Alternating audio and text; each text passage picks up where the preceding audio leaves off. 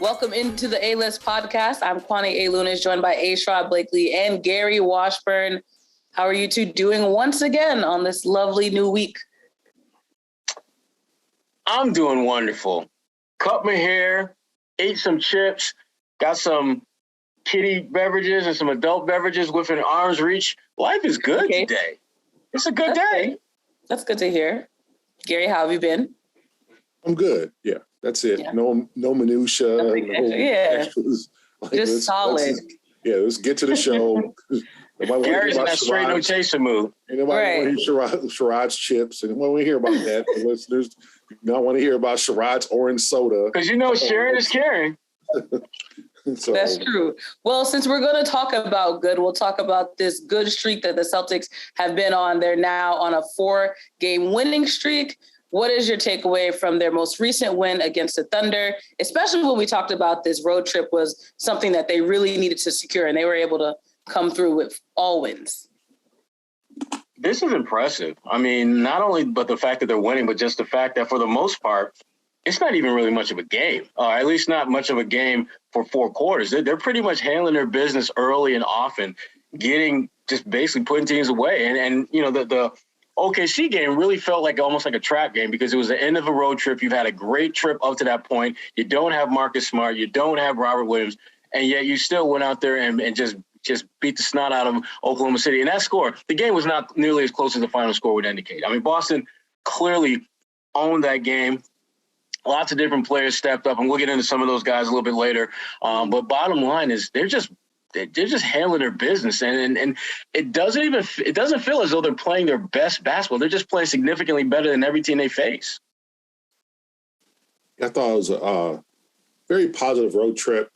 I thought that you want to go when you go to Golden State and Denver, and then Sacramento and Oklahoma City. I thought 3-1 would be a great trip for them. Maybe losing the Denver game, coming off, the high altitude and Jokic and whatever. But when you won the first game against Golden State, the Warriors were shorthanded without Steph. And then, you're able to get Sacramento, which was a trap game. And you had to go. And then the Denver game, I thought was most impressive. They beat the brakes off Denver, 25-point lead at halftime. And kind of this fourth quarter was all just garbage time. And so I thought I was very impressed with this trip. One of the better trips, I thought, in Celtics' recent memory in terms of the level of competition and then the trap games included. And like the Warriors, I said before, didn't have Steph, but Jordan Poole, that 19-point third quarter, is still a good NBA team out there. And then Denver, winning at Denver is a very hard place to play and blowing them out. And then getting it done against Oklahoma City, I wasn't ecstatic with Trey Mann hitting 7 threes. Like their defense, like Oklahoma City hit 17 threes. I mean, their defense wasn't great at all. I think Oklahoma State shot 51%. So they slipped a little bit, but without 2 of their best defenders and the last game of a road trip. So in a back-to-back. So overall, very impressive. They just keep climbing. Now 9 games left, 5 are at home, 5 of the next 6 at home. So let's see what they can do from there. So it obviously comes to no surprise that Jayson Tatum was just named Eastern Conference Player of the Week. He had that 36-point performance in OKC. How have you both seen his game improve over these last 4 games? Go, G. Just the 3 is falling, and he's much more comfortable with the 3. I thought the whole key to his season was just the 3 not going down, especially the open ones. I mean, this was a guy who early in the season was shooting like 31% on open threes. I mean, and now you can't leave him open, and he's even hitting the ones that are contested. So I thought the key to Jason's resurgence this season wasn't like he's playing harder or he's considerably better in 10 categories. I just think his shots are falling. The ones that we've seen fall over the years are now falling, especially the 3-point shot. And the 3 is the key to this game. When he gets real comfortable from the 3, it allows him to drive, attack the basket, get to the rim. So I just think the fact his 3 is falling, is becoming a considerably better 3-point shooter over the last couple of weeks, and especially in this trip, kind of leading the way. I just think that has been the overall difference. The big difference with him is his swagger. I mean, when he walks into the building, he's looking around like, okay, there's another 9 guys on the floor. Y'all do realize I'm better than all of y'all, right? And if y'all 5 over here who ain't rocking with me make a run, you do know I'm going to check that, put you in check, and go on my own run. I'm that nice. He is. There's just, and the kisses to the crowds. I mean, Jayson Tatum right now is on. This is a first team all NBA level that he's playing at now, because he's getting points, he's getting rebounds, he's getting assists, getting everyone involved. And most important, they're winning games. He's making winning basketball plays. And again, we talk about their defense because it's exceptional. It's one of the best. The last, I'd say, 3 weeks is maybe one of the best defensive runs I've seen a team go on in a long time, because they're not just making life hard for you. They're putting you in a chokehold pretty much every night and taking away the best players. And we're talking about guys like Embiid. We're talking about Jokic. We're talking about MVP caliber players that they are absolutely making them work so hard to get just the most basic fundamental shots that they're used to. But the thing about Tatum more than anything else is just the confidence that he exudes and the confidence that he seems to be exuding with those around him. When I think about Kevin Garnett getting his jersey raised, the one thing I always loved about Kevin Garnett was he was one of the best players I've ever been around at doing, to me, the 5 keys to greatness, and that's being able to score, rebound, defend, pass, make your teammates better. Jayson Tatum is excelling in all those categories right now on a level that I did not think he would be this good in all those phases.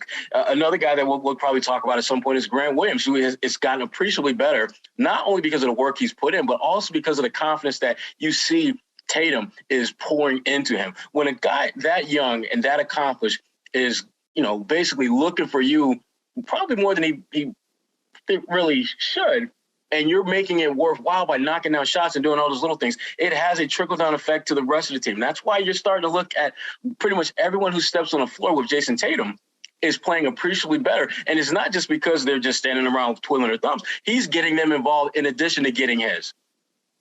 So you set up my next point so perfectly. Grant Williams notched his first career double-double, 20 points, 10 rebounds in that game against OKC. And this is where I throw in a quick shameless plug, because I did have a conversation this past week on 10 Questions with NBC 10 Boston with Big Baby. And I asked him, who is a player that you've been following most this season? Like, obviously he played for the Celtics, but I didn't expect his answer to be a Celtics player. And it was actually Grant Williams. And this is what he said, and this is a piece of the quote. He said, "I love his position, the way he settled himself on the Celtics. And I feel like if he can give us 6 to 8 more points, we'll be a contender team." Obviously, Grant has been playing out of control these last few games. But do you agree with Big Baby that Grant could be an integral part of this team being a contender in the East? Well, I think he's a guy that gives you high ceiling wild card impact. Someone who he is an X factor, I think, every time they step on the floor. And there's not one particular box that you can kind of put him in and say, well, if he just does this well, we're going to be good. Some nights it could be rebounding. Most nights I think it's defense. Occasionally it'll be scoring. He's become a much more active and engaged scorer. No longer is he just basically sitting in the corner twiddling his thumb waiting for him to throw him the rock. He's putting it on the floor. He's finishing at the rim. He's doing step-in, pull-up jump shots. He's doing things that I'm going to keep it 100. I didn't think Grant Williams had this in his bag. I did not think that he had it in his bag to where we would actually see it in games versus seeing it in the little snippets that we see in practice. See it all the time. In games, did not expect to see him pull that out and be as effective as he's been. So as far as the point about, 6, 7, 8 more points, I don't think he needs that to be effective. I just think he needs to figure out what does the team need from him on that particular night and give that to them. And so far, I give him a lot of credit. He's been able to do that more times than not this year. Yeah, I feel like Grant has really developed his game, went from kind of a fringe player last year to a real asset this year. I mean, he's got to get votes, in my opinion, for most improved player. Now, he might not get it. There's a couple of guys on that list. I'm sure they're, going to be, candidates ahead, but Grant should get most improved player votes because he has become, and so should Robert Williams, to be honest. Because he's been such an asset. And Grant, in addition to his three-point shooting, as Sherrod alluded to, he's been able to put the ball on the floor, drive to the basket. because this offense is going to be like Payton Pritchard and a lot of other guys who aren't Jaylen and Jayson. Like, they're going to get their shots. They're going to get their opportunities because defenses are shifted to Jaylen and Jayson. So Grant has to take advantage of that. And when he does, he's good, and he's learned how to play more of a small ball five and play more effectively, play better without fouling. You know, Grant was kind of a hack his first couple of years and a lot of bad fouls and I didn't foul him, and yes, you did, you know, that type of thing. You know, Grant still works the refs a little too much, I think. He just always is talking to the refs during timeouts and, you know, halftime, after halftime. Like, Grant, just ball, man, just hoop. You know, quit trying to reason with the refs all the time. But I think that he has been a very effective player for this team, one of the biggest surprises, one of the biggest reasons why they are where they are, because you need dependable guys.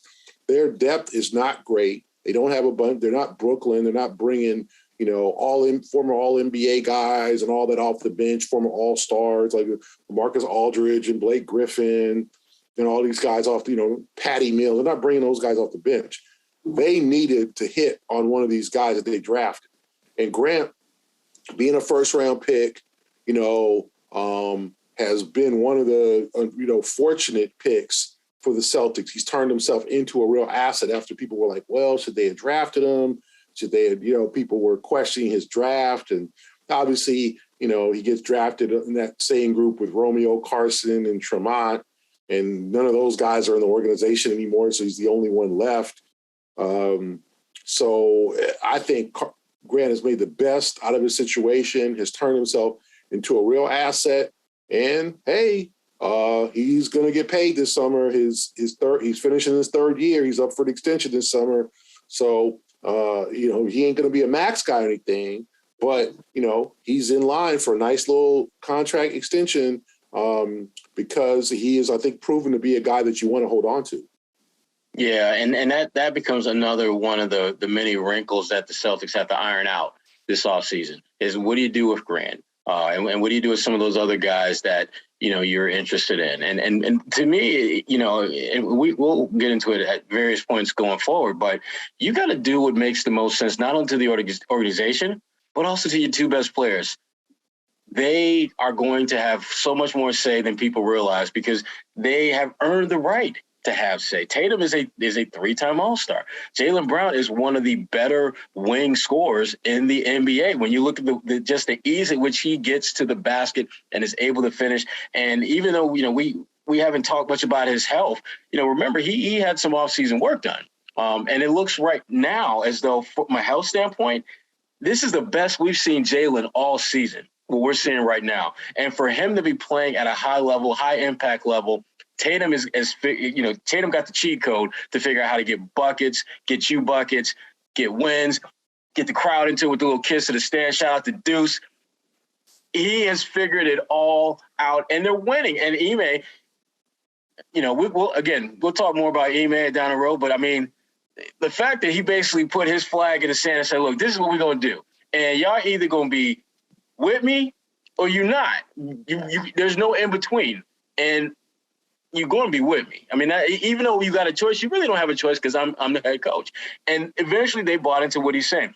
All of those things are going to conspire this offseason when the Celtics are looking to figure out how are they going to remake. And this postseason is going to have a lot to do with their decision because I think they gambled on the idea of we're going to try to keep the band together and we're not looking to add a bunch of young bucks. We want this group as it stands now to grow and keep growing and maturing. We're not trying to add young folks to the mix. So that I think may work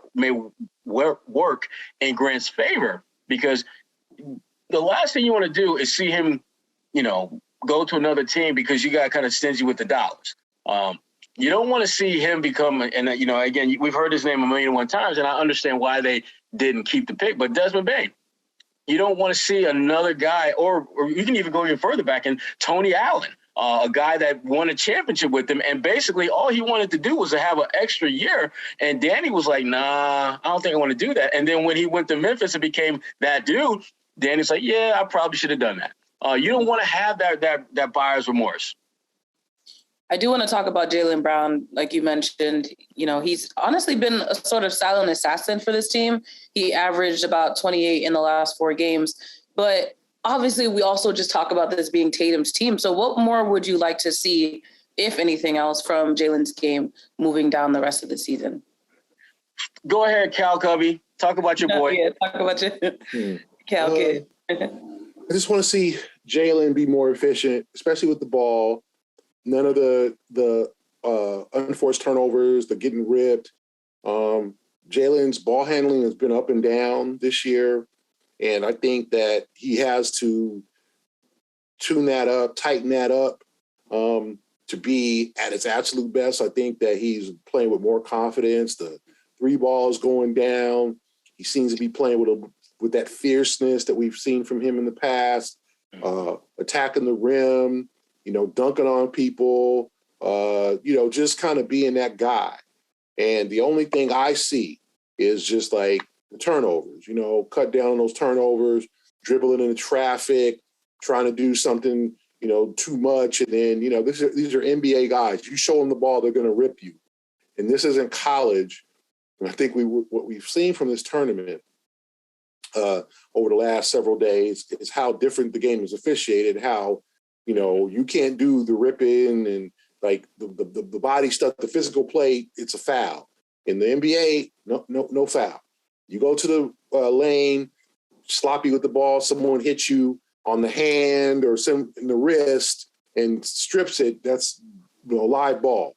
That's generally not going to be a foul unless you're about 2, 3, 4 guys in this league.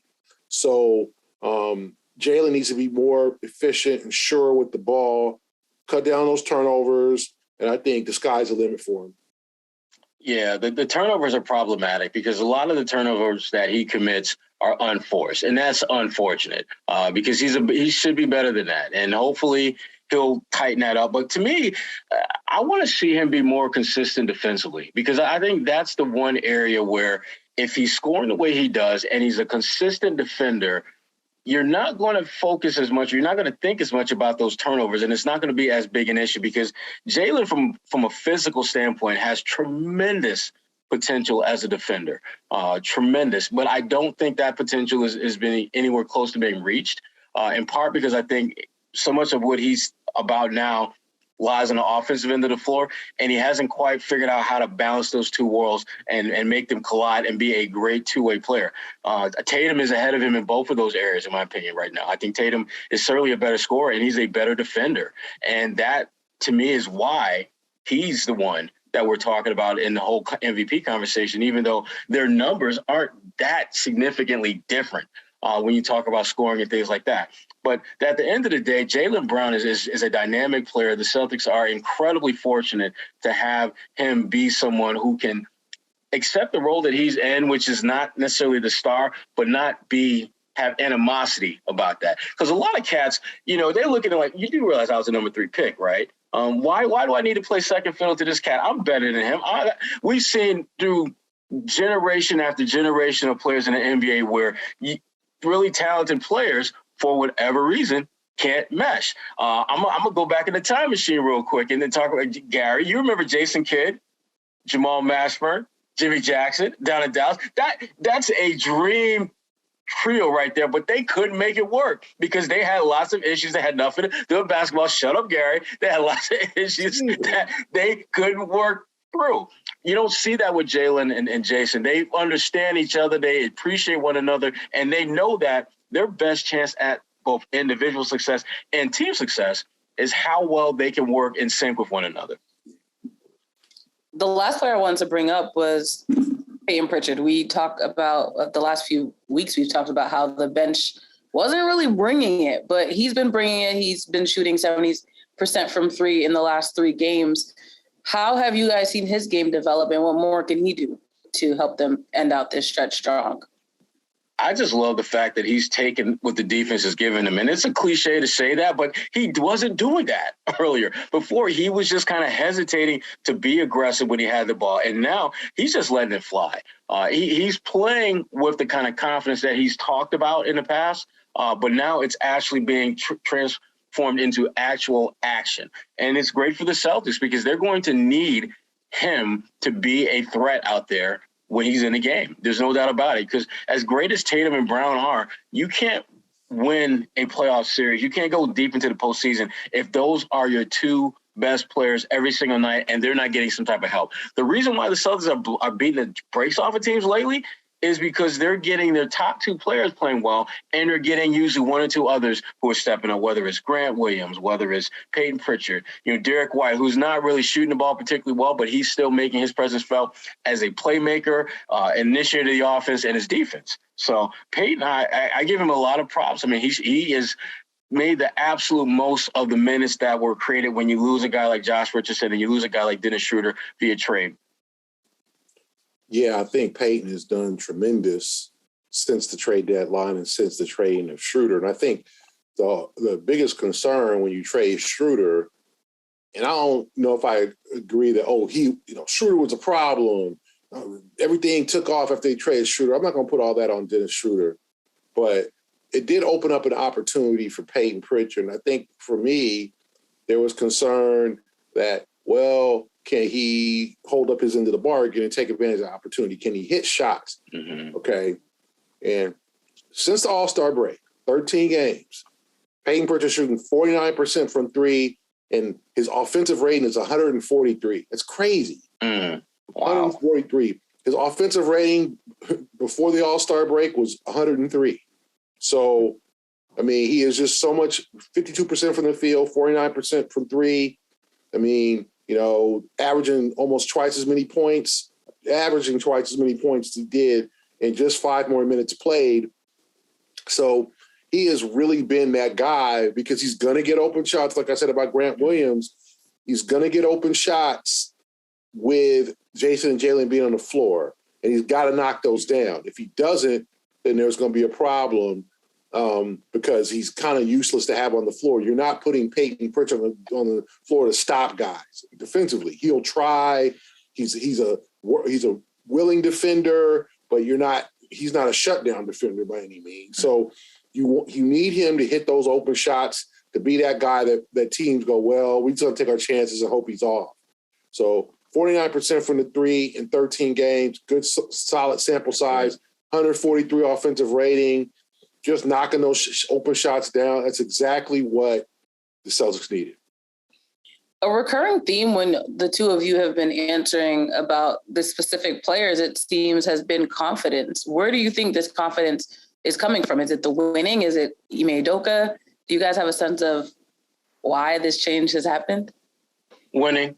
Winning changes everything. And particularly when you are winning against different types of teams. Like if all you were doing was beating bad teams, there's still going to be some element of doubt as to how good you are. But when you're going to, Denver and just absolutely just smacking them around like a rag doll, when you go to Philly and you put the clank, clank, clank on Joel Embiid, where he doesn't make a shot until the middle of the second quarter, which I don't think that's happened to him in any other game all season. And when you think about how dominant a player he is, for him not to get one bucket to go down until like middle of the second quarter, when you start putting together those type of elements as part of your basketball resume, you are basically putting everyone on notice that you did not come here to just do a job. You came to be the job. You are what everyone else is trying to get to. And it's crazy to think about how far this team has come where they can have that type of swagger. But the bottom line with them is that they're winning. They're winning decisively. And it doesn't matter if you are at the back of the pack or you front of the line. Everyone is catching them blows from them. Everyone. And that breeds a different kind of confidence, a different kind of swagger. And we're seeing that play out every single night with this team, regardless of who's on the floor with them. Yeah, I mean, I just think, like Sherrod said, winning breeds that confidence. And I think the guys like being around each other and they trust each other. They like each other more now they're winning, I tell you that. It's true. Any other statements, Sherrod? I just had to throw that in there, Jerry. Okay, I'm just asking. So anyway, I just think that they're playing better, and that has allowed everything to work better because Ime's system, Ime's words are now coming true to life. It's coming to fruition. And when you don't see it, it's hard to see it. And I think the guys, let's say they didn't trust them, but they were just still trying to figure things out in the first 50 games or, first, let's say take away from that, first 40 games. Yeah, when they were 18 and 21, first 40 games, they were still trying to figure things out. And now in the last 41 games, they've been tremendous. So you can't, Ime deserves, this is probably going to get votes for Coach of the Year. And the entire roster just feels like they feel good about themselves. This is exactly what we want to see, or people have been asked to see for years in terms of this team. Like the last 2 years, ever since the loss to Miami in the bubble, it's just been kind of chaos in a sense with the roster, who's playing where, not saying they don't get along, but, last year with the whole Kimba situation, playing, not playing, injuries, COVID, and the first part of this year, injuries, COVID, inconsistency, Udoka laying the guys out in the media, that type of thing. But now that everything's clicking, I think this is the thing that people have been asking to see and wanting to see for 2 to 3 years now, and it's here. All right, we have to play a game as we always do, pick and roll. Which bench reserve are you counting on come playoff time? Derek White, Payton Pritchard, or Grant Williams? Who you got, Gary? I'm going to say Grant because I think he's reliable, and he's played the playoffs for 3 years now, and this is his third year. So I'm a roll with Grant Williams. I'm going to roll with my man D. White, and here's why. Derek, when you get to the playoffs, and we've all seen this before, you're going to have games where you're just not going to make shots. You're going to have games where your offense is not going to be crisp. So what are you going to bring to the table if you're not making shots? And that's where I'm looking at Derek White as the guy that I'm most looking forward to seeing in the playoffs, because I don't anticipate he's going to have like 5 for 7 shooting, 13 points in 18 minutes. No. But what I do expect to see him have 2 or 3 deflections, a couple of steals, a rebound, get 2 or 3 assists, but only 1 turnover. Do all the little things that when at the end of the day, and you're trying to figure out, how the hell did we win this game by 25 points? Oh, damn, that's right. Our backup guard only played 17 minutes, but he were plus 17 in the 17 minutes he played. Little things like that, I think, are going to define this team in the postseason. And Derek White, I think, is just an ideal guy to know you can count on, not only because of what he's done and the type of player he is, but the other thing, and we don't talk a lot about this, but we all know it, that familiarity with Ime, with assistant coach Will Hardy, with all those cats who are part of that San Antonio Spurs organization, that breeds a different kind of comfort level with him that allows him to not freak out when he's not making shots. I had a chance to talk to him when we were in, how was that correct? Oh, Sacramento. When we were in Sacramento. And we talked for about 10, 15 minutes. And then we talked about just, in part, his comfort level when he's not making shots, because he's shooting less than 30% from three-point range on the season, which is, Marcus Smart had very few seasons where his numbers were that bad. So that tells you how much he's struggling. And he talked about how the guys are still encouraging him to shoot when the shot is there. But I will say this, the last couple of games, he's been much more selective in the shots that he's taking. Because when he first got it, he was just shooting every damn thing. Like, you open, he's shooting. Right now, there seems to be a little bit more thought in the type of shots he's taking, which is fine. But what hasn't changed is his playmaking. What hasn't changed is his defense. What hasn't changed are the things that he brings to the table that may not necessarily reflect all that significantly on the stat sheet, but are nonetheless valuable, vital to winning at the highest levels. And that's why he's the guy I'm rocking with off that bench. You know who's getting lots of love right now? Those Boston Celtics. Wait, but I wanted but are you MCU fans is what I wanted to ask, the two of you. Am I fans of who? The Marvel Universe. The two of you. Are you? No. Okay. No. So you don't want to talk about Grant Williams' nickname and the nickname he has since given all of his other teammates? No. Okay. Well, I just thought it was pretty relevant, but we can talk about them in the East and what they've been doing. That's what he called himself Batman because he shut down Jokic, and who's the Joker. So he called himself Batman, which is honestly really clever because that was a lot of deep thinking to get to that conclusion. See, I'm cool with it only because it requires a bit of thought for you to understand what the hell Grant is doing, and that's okay. I'm okay with that, but I think we're putting the cart before the horse when you start talking about nicknames, because nicknames, that's what you do when you like dominate. That's what you do when you win in chips. That's what you do when everyone is looking at you like, damn, they kind of nice. They like Avengers, or they like Marvel characters. It has a different connotation and feel about it when it's what someone else is saying about you as opposed to yourself. I mean, Paul Pierce has one of the great nicknames, The Truth. Could you imagine how different people would feel about that if Paul Pierce gave him that nickname instead of Shaquille O'Neal? It would have a very different feel about it. So I feel what Grant is doing, and I like it. I just wish someone not on the Celtics payroll as a player would have come up with something like that, or would have made some type of Marvel analogy that led to him doing that. But this was a Grant Williams production altogether, Okay. So with that being said, are you of the mentality that they should be weary of getting a little too overhyped with the nicknames? Obviously, they want that camaraderie, but the possibility of it being a distraction, should they maybe pull it back?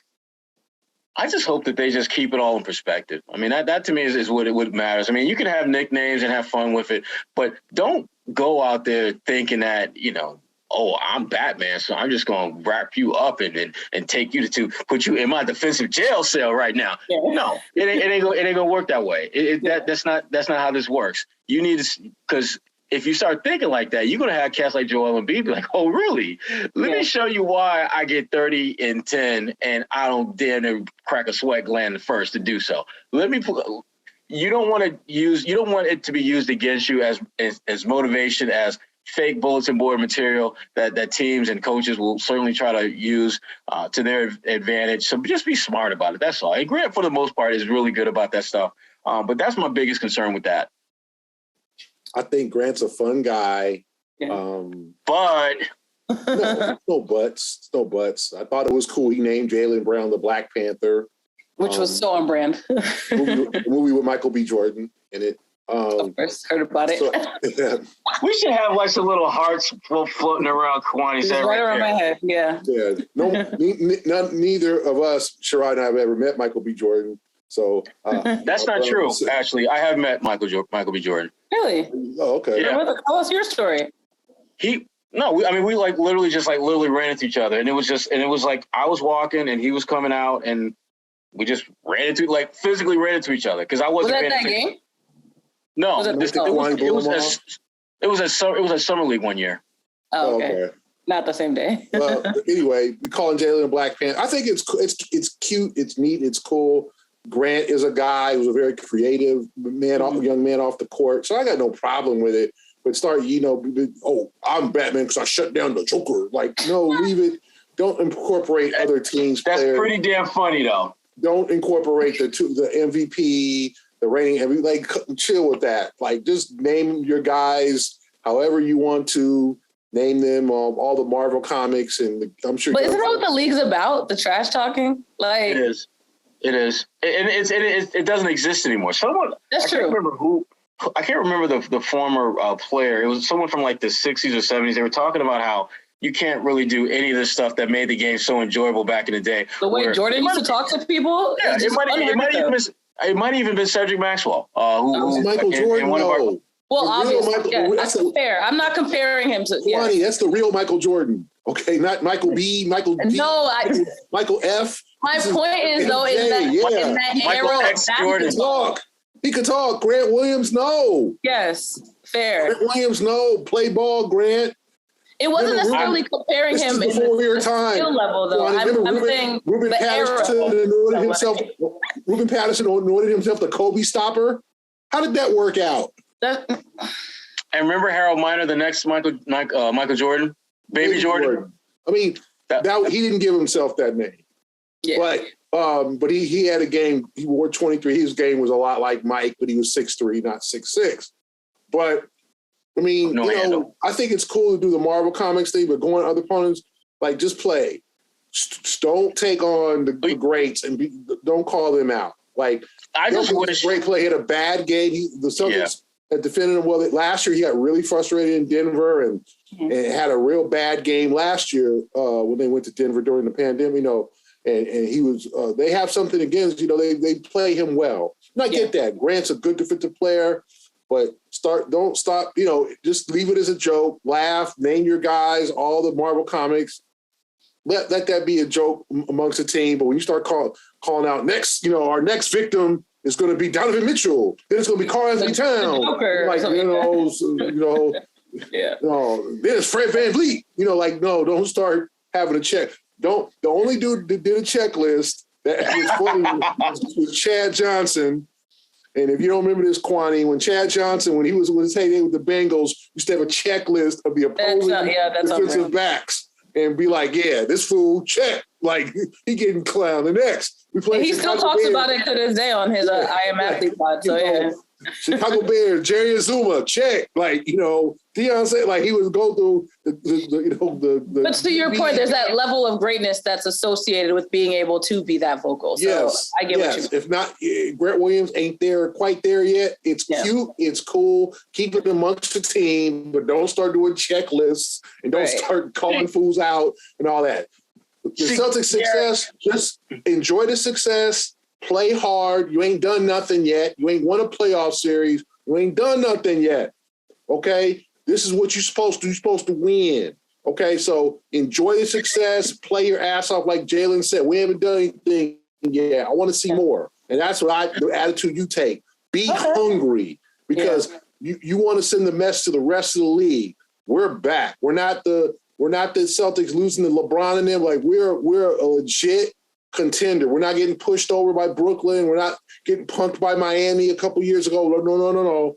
We learned from that. We real deal. But you got to put your head down and play ball, get it done, do it on the floor, win a couple playoff series, and then you can start walking with some real swag.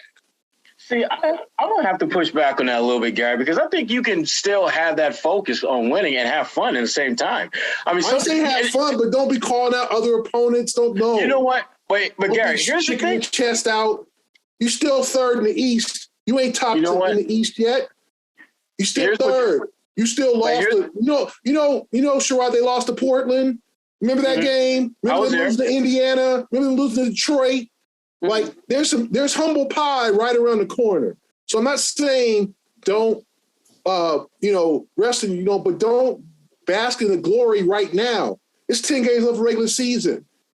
So win, put your head down, restore that Celtic pride, whoop ass, keep it moving, and there'll be plenty of time to talk all that head. But right now, have fun amongst your team, but don't be calling out opponents. No, just move on and have fun within the team and walk with that swagger. See, I don't think you don't need to keep your mouth shut, because here's the thing: what happens when you start popping your gums, you got to back that up. And when that happens, your focus has to increase. Your attention to detail has to increase. Again, I hate to go back in the time machine, Twine, but hold on, let me get a drink first. See, I ain't do none of that, Carl. I'll have some salsa water. There we go. Exactly. But back when Rasheed Wallace, playing for the Pistons, went to Indiana and said they will not win Game 3. You can put that on the front page, back page. I distinctly remember standing right next to Lindsey Hunter, and we're watching him do this. And Lindsey looked at me and said, well, I guess we got to go out and win Game 3. That is the mindset I like to see. When your teammate puts you on blast like that, and you have no choice but to perform, it's either one or two things are going to happen. Either you are going to show your ass out and make good on those promises, or you are going to get exposed. And to me, it's almost like an unspoken truth teller about how good this team really is. Because if you can put yourself on Front Street like that and you can brag and boast about, we shut this guy down, we did that. When you're able to keep winning, even after that, that's when you get scary. That's when it's just like, damn, not only are they playing well, they're talking that talk. Damn. These fools ain't playing around. Rod, who's the Celtics ain't no trash talkers? Who is the trash? Marcus? Who is it? Grant. Grant has his Isn't that what we're talking about? If Grant is your chief trash talker, there's a problem. Sorry. Grant is not, no. Gary, if Grant is a different generation of trash talker, you know. No, you ain't got This ain't 2008. This is a different brand. Yeah, back then it was Kevin. Paul would talk mad trash. Eddie House, all them dudes was talking. But this team ain't got that. Tatum ain't no trash. Tatum's. He trying, Gary. Can't the brother try? Can't the brother try? If Grant Williams is your chief trash talker, you're gonna be giggling. Okay, you the guy. Oh, I'm supposed to be scared of you. I love what Grant is doing. I'm supposed to be scared of you. Grant is doing. Here we go. I'm not. You don't need to be scared of me, but when my team beats you by 25 and I'm popping smack during the game, you don't need to be afraid of me. But guess what? No, my point is that you should be. You should be, because I just whipped that ass. Trash talking is not it either is there or it's not. Patrick Beverley, trash talker, right? The fact is that Tatum is more of a emotion trash talker, like the blow of the kiss. He's an action. He's not going to be like, yeah, I hit that three in your face, fool. Like, no. Jaylen more screaming, that's cool. But Grant Williams cannot be the leader of your trash talking crew. Like, he can't be the front man. Like, it just ain't gonna work that way. It's cool that what he's doing, but let's be honest. Laughing at my boy Grant, Gary. Stop laughing at him. He's a great guy, but he cannot be the lead. See the disrespect. He cannot be the chief guy. He can't be your KG. He can't. The level of disrespect you're showing Grant Williams and his talking. I'm not disrespecting him. There's just stuff, dude. It's a nature He gonna trash talk Gary next. Kevin's a trash talker. Trash talker is it's natural. You know, well, I like what Grant's doing. I like what he's doing. I like what he's doing too. He brings fun to the team. Exactly. He's a very intelligent guy. He's fun. He's a jokester. He could be kind of a kiddish at times and that type of thing. But he brings a youthfulness to the team and breaks the ice. But the whole like that's the dude you're gonna be scared of when they walk off the bus. No, stop it. Come on, Sherrod. Gary, this is not 2008 or 1998. It's a different generation. And Grant, I don't think Grant talks trash because he's trying to intimidate you. I think he's talking because he's having fun. That's his way of lightening the mood. That's keeping those guys not. I think he's encouraging. I don't think he talks trash. I think he's encouraging to his opponent, his teammates. He's talking. He's joking. I think that's That's not trash talk. That's just being talkative. Grant's well, then that's what he is. Then he's talking.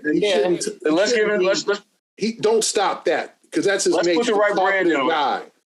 But the whole we're coming to your house to kick your ass like that KG. No. Nobody does that. You saw that dude do that. You saw the real dude do that. Like, no. Yeah.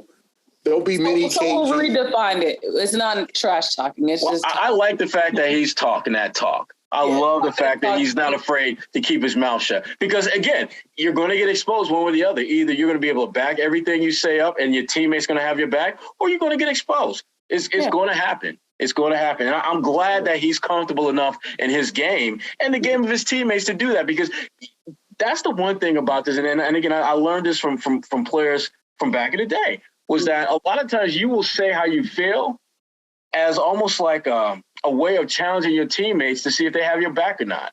I mean, if you say that, we gonna bust that ass, and your teammates are like, I don't know. I mean, they're kind of good. Yeah, y'all gonna get smashed. You are absolutely gonna get smashed. But if your teammates feel as confident about the group as you do, talk that talk. Especially when you are smashing kids on every block that you hit. Mm-hmm. Uptown, downtown, hood, anywhere in the standings you want to go, the Celtics are taking your lunch money. They have been taking your lunch money for weeks. So, Grant, you talk that talk because you got a pocket full of everybody's lunch money, and I ain't mad at you. Okay. All right. Well, to really just put a bow on this conversation, the Celtics have 9 games for the season. The Celtics they're 2.5 games behind Miami. Tatum, like I mentioned, was just named Player of the Month for the second time in March. Player of the Week. Player of the week. Oh, sorry. Excuse me. Yes. Duh. That doesn't make sense. He can't be named player of the month twice. It's One March month 20th. of the week. Yes. He's a definite candidate for player of the month, though, Kwani. Like yes. 2 weeks, he could get it. Yep. I would imagine he has a 50% chance of doing so. Now she's trying to do math. Stop. Yeah, I would just making math up as it go along. Okay. All of that being said. BC math. That's why I went to school for communications. Thank you very much. Buy, sell, or rent. Tatum and Brown are the best 1-2 punch in the game right now. What say you, Gary? Wow. I'm gonna have to say Middleton and Giannis because they want a chip. Sorry. That's it though. It's not anything that they haven't done. It's just, as I said, get it done this season or get to the finals and get. They need to snatch their respect. That's what I want to see from Brown and Tatum. Tatum is after the All-NBA. Tatum wants to, like, they have had meetings, they have went to dinner, they have hung out, they have Snapchatted or whatever. Them cats do. Face chatted. Yeah, face chat. Insta-time, MySpace, Black Planet, whatever they have done. Black Planet. Whatever they have done. Yeah. Hit each other on their pagers, whatever they've done. Okay. You know what I'm saying? And said, we are best as a duo, and we gonna smack up these fools. And we gonna take our respect as the best 1-2 punch in the NBA. Do keep doing that this year. Grab your respect. And I think Tatum and Brown are both doing that. I can't call them the best yet because Giannis and Middleton have a championship. You can say Booker and Chris Paul, are one great 1-2 punch. But they're rising, and it's not nothing they haven't done. It's just the success on the floor is why I give it to Giannis and Middleton. That's fair. Well, if we're talking, well, first of all, there's going to be people out there be like, pager? What the hell is a pager? Let me Google this pager thing Gary was talking about. What the hell is he talking? I got you, Gary. Thank you, Google it. I think I'm going to rent it, and here's why. All we're working with right now is what these guys have done this season. And they have been better as a tandem this season than Giannis and Chris Middleton. Now, are Chris Middleton and Giannis, in a grand scheme of things, a better 1-2 punch? Absolutely, for all the reasons Gary laid out, because they got a chip, and they were clearly the top two players on that team. Although you could make a case Holiday it could be 2B to Middleton. But bottom line is this. They are taking everybody's lunch money right now, and they are not giving change. They are taking lunch money and mushing you in your face as they walk past you in line. They're doing this every single night. Did that happen to you before? Because you saying it's lunch money. And it was very descriptive. Did you do that? Did that happen to you? Are we going back in the lab? They shook him all your days of growing up as a kid in Syracuse. Did somebody there? Gary, all I will say is this. I appreciate what they are doing right now in ways that I can't even get into on this podcast. Okay. I appreciate what they're doing. Because I sometimes it's got to be like that. I mean, look, you either eat or get eaten. And sometimes you need to eat. And sometimes you need to eat and you don't got the lunch money to eat. So you need to find a way to get that lunch money. Another story, another day. Bottom line is this. Not go by the kids listening to this podcast. The philosophy, either you eat or get eaten. Bullying is not okay. We're talking about from a basketball perspective, Gary. Don't follow that literally. Kids, don't follow that literally. Don't use that as some kind of life. We need to put an exclaimer at the bottom motto. Of the Don't use that as a life motto. Thank you. Continue. Bottom line is they are absolutely. Kids, don't try this at home. Thank you. They're handling their business. Can I speak, Gary? Thank you. They are handling their business on a level that no 1-2 punch is doing it. When you look at Chris Paul and you look at Devin Booker, the way they're playing well, but you don't come away from games thinking that, man, they just absolutely own them, because you got guys like Mikal Bridges, you got Aiden, you got other guys who are clearly in that top tier status as far as really impactful players. If Jayson Tatum and Jaylen Brown aren't dominating, who is for the Celtics? I mean, Rob Williams does a lot of nice things, but his numbers don't speak dominance. Al Horford, he'll hit a couple shots. Cool. you start going down, they don't have two alphas that are dominating the way Jaylen and Jayson are. So for regular season, I'm absolutely buying them as the best 1-2 punch. But as far as overall body of work, to be determined. Because if they get a chip this year, then absolutely. Because if they do that, then they will have been the best two players on the floor, most likely, or at least two of the top three to get that done. Mm-hmm. So I don't mind talking about taking lunch money when you're talking about basketball in a basketball sense of the words taking money. Because that's what they're doing. They showing up in your building. Your fans are cheering for you. They talk about MVP. No, not you, Jokic. Me. I'm Jayson Tatum. That's taking your lunch money, Gary. When you go up to somebody's crib and the fans in the building are cheering for you and not the home team, and you smack the home team around by like 20 points, that's taking your money in the NBA. Okay. Well said. If you don't eat, you get eaten. Or whatever.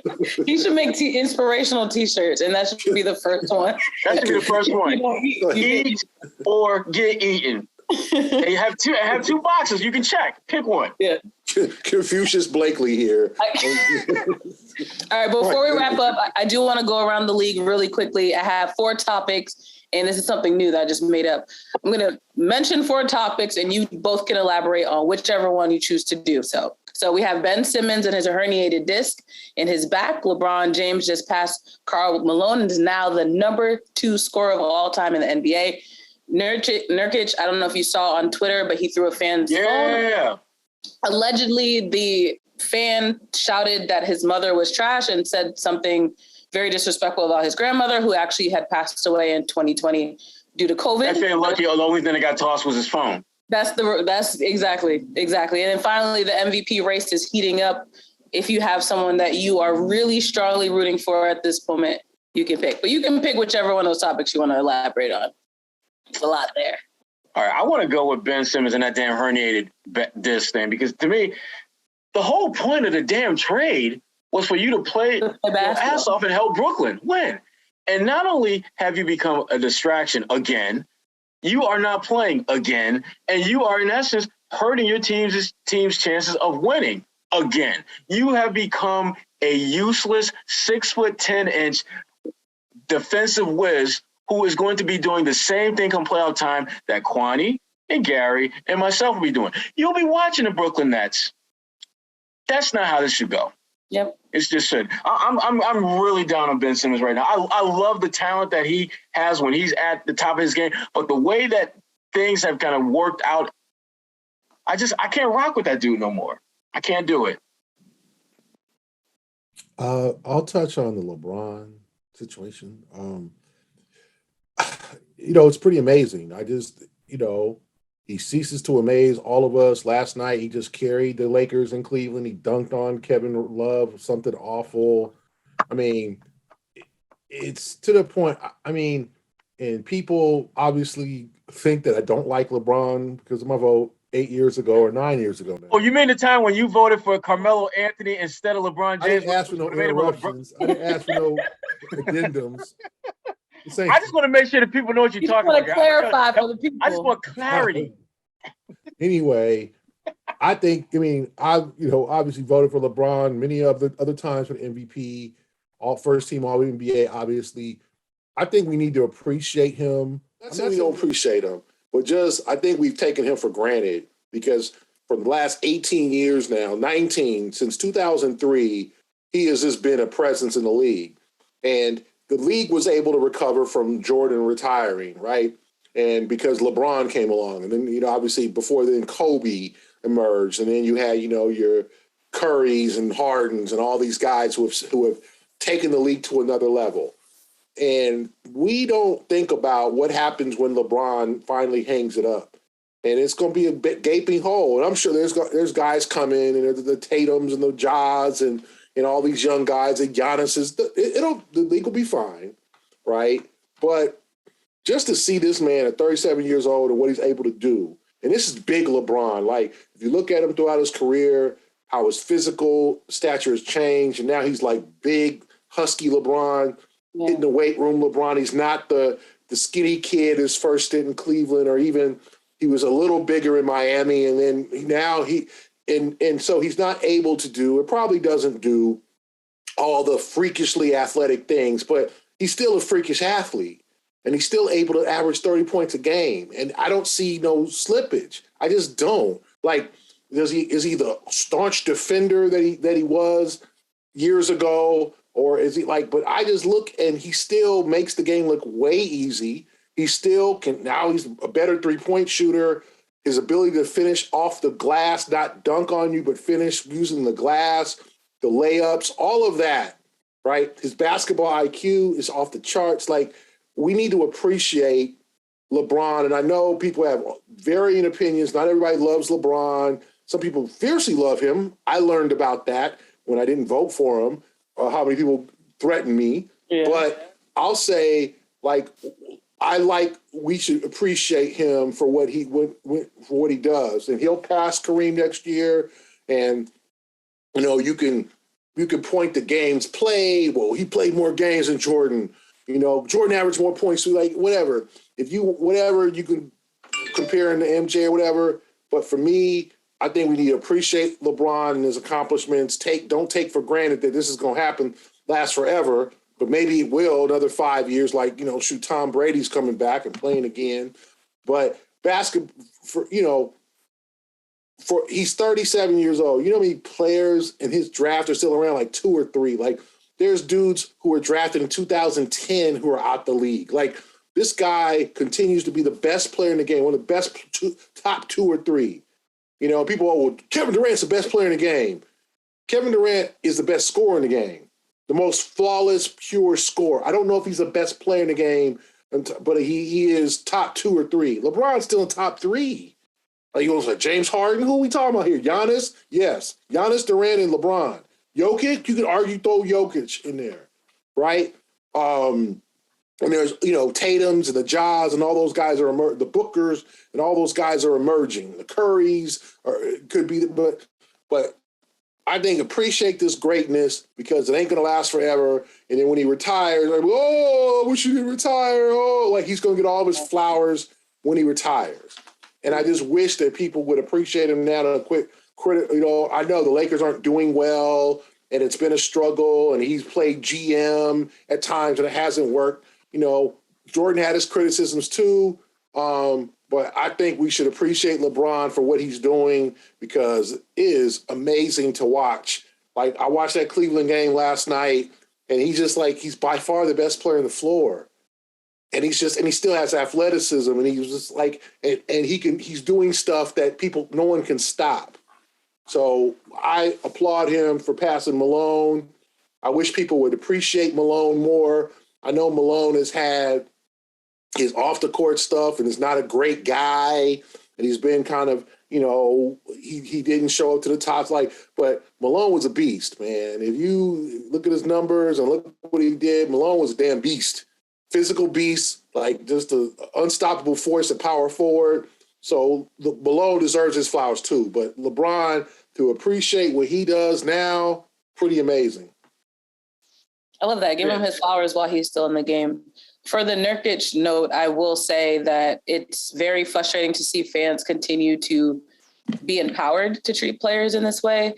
The fact that, like Sherrod said, the fact that all he did was throw his phone was definitely a blessing, because if what was reported is true, then there's no reason why that person should have been emboldened enough to say that to this player's face. And granted, I thought social media was an issue where you have players, like you said, Gary, you have people in your DMs threatening you for opinions or the way that players play. But the fact that they're now emboldened to do this in person is very concerning. And I hope the league will hopefully do some kind of investigating to make sure that the players are also being protected. Yes, they're millionaires with athletic bodies, but it's still unfair that they're subjected to people that are as bold as that guy was. What do you guys have coming up down the pipeline for your other jobs? Well, got a couple things. Working on a piece actually with the WNBA for Ebony as part of Women's History Month. That'll be coming out probably in the next week and a half. But can't get to too many details about it because they're going to be unveiling a project that they've been working on as well. And I'll be writing about that unveiling. So be on the lookout for that. Still got lots of different Celtics-related content on fullcourtpress.bulletin.com. And I'll be, doing the home games this year. They got some really good games coming up, and then they'll be kind of taking a real quick trip north of the border to Toronto, and I will be there for that. Can't wait. Love Toronto. One of my favorite NBA cities. One of my favorite cities in general. So I'm looking forward to spending a day there because it's it's on a back-to-back. But other than that, just staying busy. What about you, Gary? Just following the Celtics. Obviously, game Wednesday against Utah, game Sunday against Minnesota. Then I'll be making that trip to Toronto and just keeping abreast of the team and being able to, just whatever is going on in Boston sports, I'm going to be on it and working on some other columns I'll tell you guys about in coming weeks. And Are you following the tournament at all, G? Are you following the tournament at all? As far as writing about it, Not right now, but that's something I'm working on. Okay. Cool. We'll get closer to the championship game.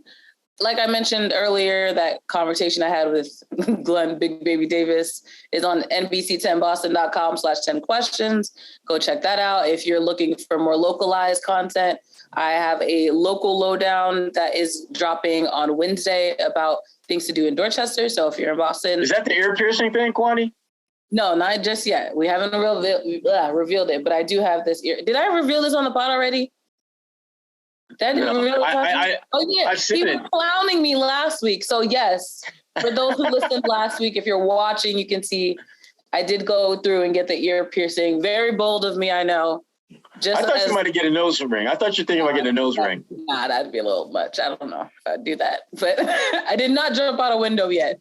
Baby steps. We can. Oh, not a window, an airplane. That's what I'm so. We can go on YouTube and watch you get your ear pierced. It's not online yet, but yes, you will be able to see me get my ears pierced. It's exciting. Gary's so impressed. Exciting. For Sherrod Blakely and Gary Washburn, I'm Kwani A. Lunis. Thank you for listening to the A-List podcast. Now, Gary, give me your lunch money, Gary.